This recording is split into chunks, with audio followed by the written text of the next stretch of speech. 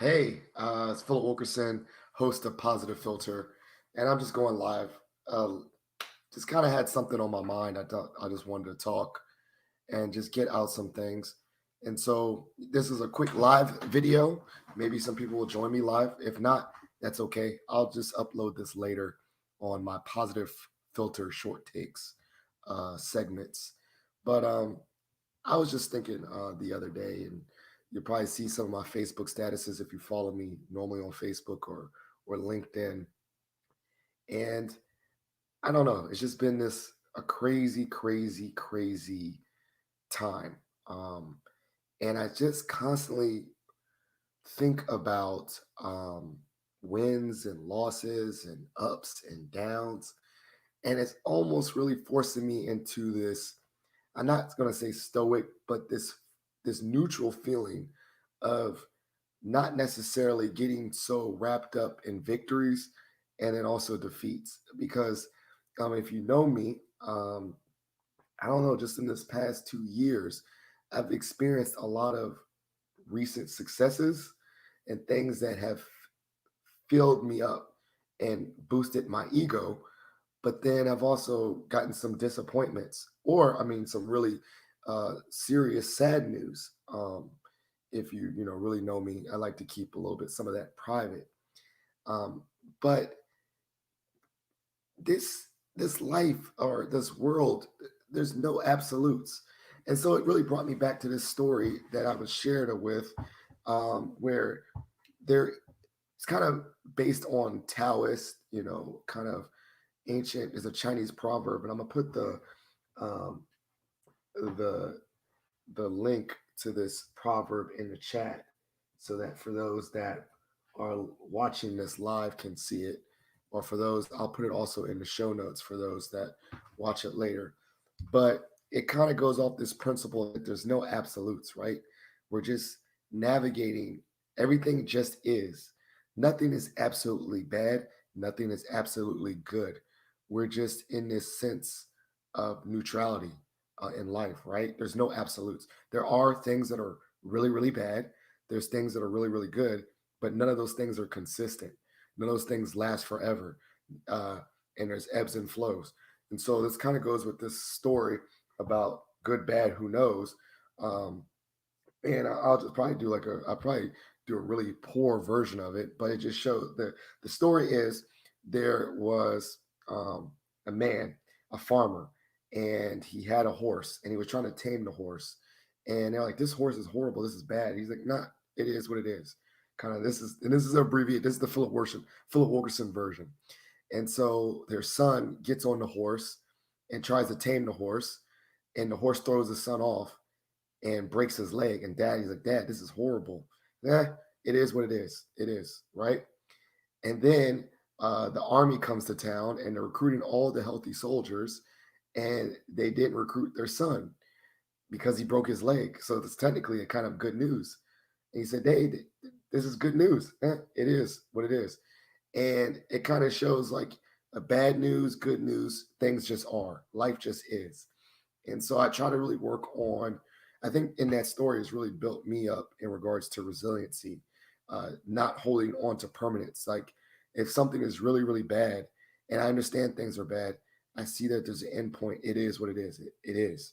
But then also I use it on the flip side, even in moments of celebration and happiness, it's fleeting, right? So it is what it is.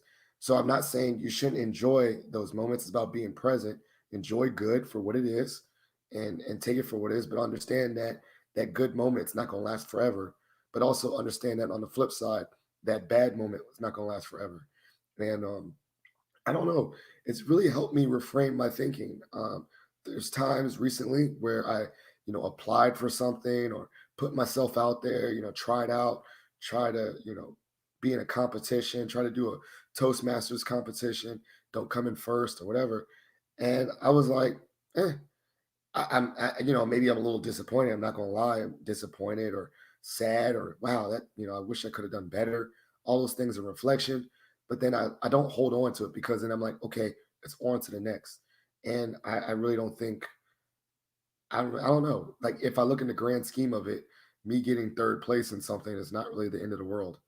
you know, the journey, celebrating the journey, trying new things, putting yourself out there.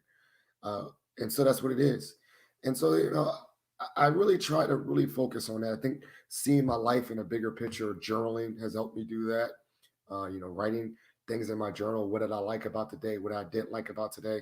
I realized that when you look at the overall journal, that I look back at all the old entries of my journal, nothing was that serious, nothing that was that traumatic. Um, we all moved on, and so I don't know. And I think I'm just in this weird space because like we could just see it on the news, right? Like how quickly we just kind of pass over news. Like just earlier this year, in January, we had people storm the Capitol, like legit storm the Capitol, and that's over with. Now it's over. Now we're back, like, and we had an election and all this stuff, and it's just crazy. Like it is what it is. It moves on. So hold on to that thoughts. Hold on to the good moments. Let go of the bad moments. Find a life of neutral, the path of neutral. I don't know the way, the way of the Tao. Uh, just kind of live a, and I like the I'm starting to read more about stoicism. Like try to find that neutrality in emotions doesn't mean that you don't feel. I really learned earlier that stoicism does not mean absence of emotion. It just means that you regulate yourself. Like you let yourself feel angered and you come back to a center, and you let you feel sadness and you come back to a centering. You let yourself feel happiness, but not hedonism and over pleasure seeking, and you come back to a neutrality. I think that's what for me, and maybe I'm wrong too, but that's my understanding of stoicism. That's my understanding of just kind of the grayness of life, right?